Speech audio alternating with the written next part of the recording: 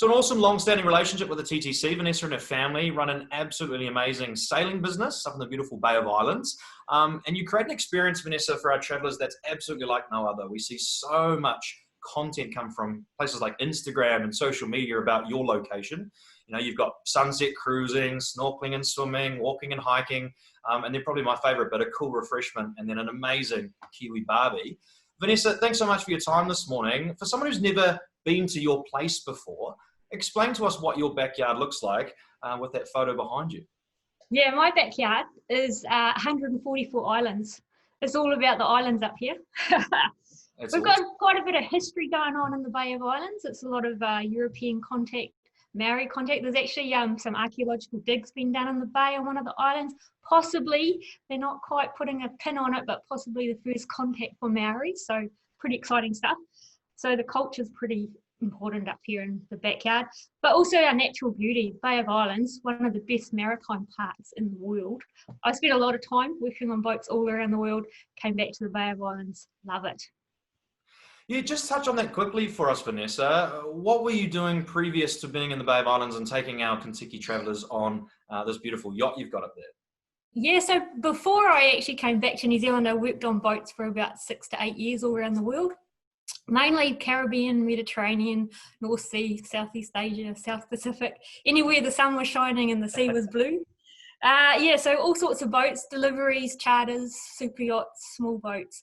Team New Zealand for a while in San Diego, so all round, yeah, pretty much. That's so cool. That's awesome. I imagine you get a few people doing that famous line from the America's Cup, that winning day when they took out the cup, and Martin Tasker sang it on that, which was awesome.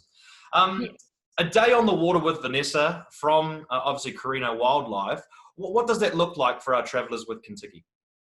Pretty much it's a relaxed sailing trip out in the bay. It's like all the people that grew up in New Zealand on kids on boats. We just take people out there, show them the bay, let them relax, just kick back with the sails up, pull on a few ropes if they want to. There's a bar on board. You just sort of, it's so relaxing, it's not funny. Stop at an island, they can go ashore for a bit of a walk to the top of the hill, all the snorkeling gear if they're keen to get under the water and have a look at a few of the fish, and then of course back on board the barbecue lunch. Now, what's super popular is jumping off the back of the boat at lunchtime. I love it. Bombs, we have a bomb competition, so it's super important. Seemingly there are a lot more styles of bombs out there that I didn't know about, that I've now known this summer. It's pretty cool. And then we sail a different way home. But we also do a lot of conservation work, particularly with the wildlife in the Bay of Islands. So it's penguin conservation, it's gannets, all the seabirds, but also dolphins. So we have a license to interact and view with the dolphins. And part of the people's fear goes towards the conservation of dolphins in the Bay of Islands if they sail with us. And that also goes towards educating people on how to behave around dolphins. They are an endangered species in the Bay of Islands. Their population is declining. And it's super important for us that we want people to know about them. We want them to care about them, and therefore they'll protect them. So that's a key part of our tour as well. Why do you think it's so important for us Kiwis to learn about places like the Bay of Islands? Obviously, we could be forgiven for saying, it's just our backyard, we'll get to it a little bit later, which we've talked about already. Why is it so important for people who live in New Zealand to come to places like the Bay of Islands to explore that area? I think it's really important for Kiwis to explore not just the Bay of Islands, but all of New Zealand, because it is such an amazing place, and the people that show people the Bay of Islands are pretty passionate about it. And then when people are passionate about something, they want to protect it and love it. And I think being able to share that with people, particularly Kiwis that live in their own country, that might not get out to a lot of different places all the time, I think that's really important, is to be able to protect and care for your own country. Yeah, I think you're 100% right, being our own gatekeeper for this country. And we've seen how, it can really be of benefit where we are placed in the world when things like this happen. So that's fantastic. Talk to me about the relationship between the Travel Corporation, or Kentucky more specifically, and you and your family. And how did that relationship come about? So it came about 25 years ago. It's been a long relationship. It's been a great one, but it's been long, and I'm kind of getting... It sounds like you're about to say it's not me, it's you type speech to me, Vanessa. Not yet. It started started back then, I was just thinking about that, and it's some of the TMs and the drivers. I've been to their weddings, I've been to the holidays with them. I've seen their kids grow up, and I'm like, oh my goodness, it might be. But luckily, the new ones keep coming through, so it's excellent in that way. So the relationship is pretty great. We have a really nice and friendly come down for a lemonade every now and again into the big city of Auckland. So. That's awesome. And when you talk about obviously that relationship and having such an influence on both sides of that relationship, has that allowed you to do anything special or specific around that group with the Kentucky group and the TTC? It has been good because often when the Contikis come out with me, it is just them on the boat. So it's kind of like a private charter for Contikis on the vessel, and so it allows me to kind of tailor the tour to Contikis and what particularly they like to do.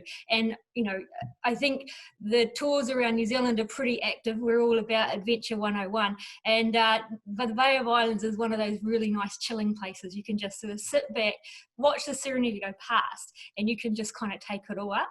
And I think it gives them a chance to sort of relax and enjoy and just kind of go, oh my God, this is such a beautiful place. Except when you're judging the bombing competition, because I imagine that's very high stress. There's always going to be a little bit of, action. Talk to me about your family business. I know it is a family business and run, through the family and generations of your family, much like the TTC. What sort of difference do you think it makes to have a family-run business, and how does that, translate to the experience that you offer? Having the family is just an amazing support network, particularly in times like this, because you can have a great moan about things, talk about the negative things, and there's somebody positive behind you. Just go, no, flip this around, look at it this way. And so having that family behind you is super important. And it's at the moment, when we first started, it was my mum and dad and myself. My mum sadly passed away a few years ago, so it's just my dad and myself. But my brother also has a little bit of input every now and again, but he's kind of like a rock star sailor, so we try not to get him in too much because he keeps telling us what to do.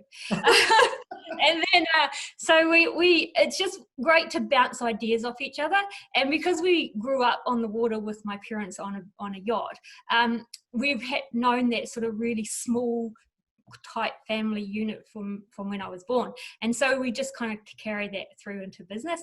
And having that family business means then that you can just bounce ideas off and you can brainstorm really easily with somebody, and it's just it helps to grow and develop businesses like that. And it also helps us turn and change really fast as well.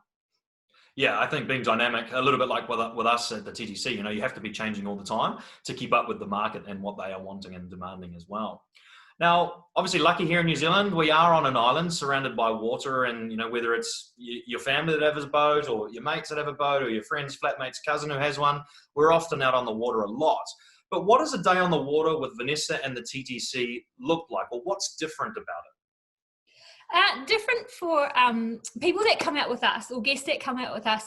They get a really local point of view. My crew and myself live in the Bay of Islands. We grew up in the Bay of Islands, so we know all the conservation that's going on in the Bay of Islands. We know the people that live on the islands as the caretakers, and we can share those experiences or the messages with our guests. And I think that helps to create a environment where our guests can go, we went out with someone and we got told the stories. I mean, I can tell stories of when I was growing up on the boat in the bay, and my parents put me ashore to dig for the treasure that Marion de Fres left in 1872. I can tell you it's not on the island because I spent a day digging it up. So there's stories like this. And one of my crew, her mother grew up on one of the islands. So there's these little nuggets of information that we can pass on to our guests that make it a super special day. And you're effectively protecting the land as well. It means more because obviously it is your backyard. And you just mentioned again about that conservation work. What sort of interaction as a Kentucky traveller do I get with this conservation work? Do I get a chance to go and see what you're doing? How does that look, Vanessa? So the conservation work that you'd see out on the boat is we actually take real-time data on apps, our friend, and so we have that goes back to the Department of Conservation, particularly when we see dolphins. So we're taking data about where they are, and we know individual dolphins by the shapes of their dorsal fins, so we can say, oh, that's three-prong or ripper, or we name the dolphins, and then what their behavior is, where they're feeding, resting, socializing, if they've got new babies, things like that. So that all goes back to the Department of Conservation and then a national dolphin database. But we also, with the seabirds, we'd have another app, a different app that we're all about the apps. That takes information on how many penguins we see, for example, in a day in a certain square meterage, and then that goes back to the New Zealand Birding Foundation, that then can then decide whether there needs to be more or less control over that. So it's all about sustainability of the particular wildlife that we're doing. But we basically do it for all wildlife we see out there. We do it for sharks, we see hammerhead sharks, we do it for penguins, gannets, dolphins, seals, you name it, we're taking information about it. And we get our guests involved. So for example, if you're in like a big feed up of dolphins and gannets and shearwaters, it's very hard to count.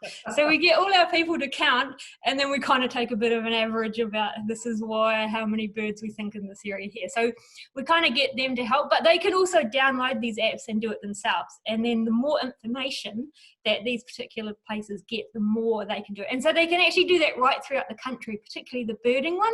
They can download the app anytime they like, and then wherever they are, they can take information that goes into a national database. Wow, that's amazing. And so cool to know firsthand that even when you've decided, oh, I might go with Kentucky up there to go and see Vanessa and her family, that you're firsthand helping with that effort too, which is so cool.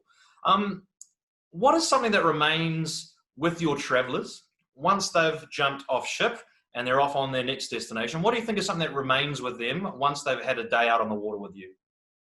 I think hopefully not the sunburn, but but possibly the sunburn for a few days. No, I think from what I can gather, I think the enthusiasm for the Bay of Islands and the marine life that my staff and my crew, because I am the skipper most of the time, that go out, and the enthusiasm that we have for our own backyard goes to them, and through that enthusiasm they become enthusiastic about their environment or their own backyard. And the flip side of that, what is something that remains with you about our Kentucky travellers once they have left? For me, it's pretty exciting to see people. I actually make people cry, but in a really good way. I know. We often have people crying when they see dolphins. It's the first time they've seen them, and they just get so emotional and overcome with the experience that they have tears rolling down their face. And it's sort of like, are you okay? This is so amazing. It's a kind of a really weird kind of juxtaposition of emotions going on. But it's that feeling to be able to take people out and show them something that they've never seen or experienced, and then for them to go away and just keep that with them their whole life is just so lucky to be able to do this. Yeah, I think you're right. Those lifelong memories that you create when you're traveling, and getting a chance to experience these things with somebody like yourself just heightens that. And I think, as you've mentioned very, very correctly, that passion is something that you can't fake or hide. It just comes through naturally. So that's fantastic. Yeah. So I'm really missing the Bay of Islands at the moment, stuck down here in lockdown, which is why I have these amazing photographs in the background just to remind me. Just living vicariously through Zoom as you do, Exactly. All right, Vanessa, just to finish, I've got a couple of this or that questions just to finish in a little bit of fun. So first off, Marmite or Vegemite? Oh, Marmite. Sunrise or sunset? Sunset. Sunset. Is that because you can have a wine with it, or?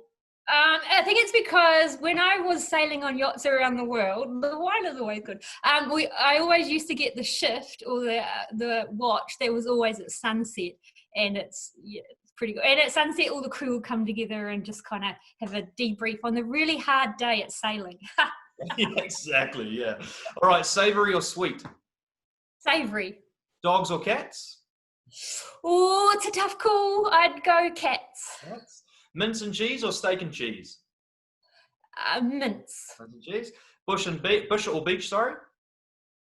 Beach. Beach. Ski or snowboard? Oh, ski. Ski. And beer or wine? Oh, look, that's a really tough one. It so depends on the circumstances. Should we just go I with think both? I have to say both. Yeah. That is just from that answer, you want to go Wine. and see Vanessa at Island, surely.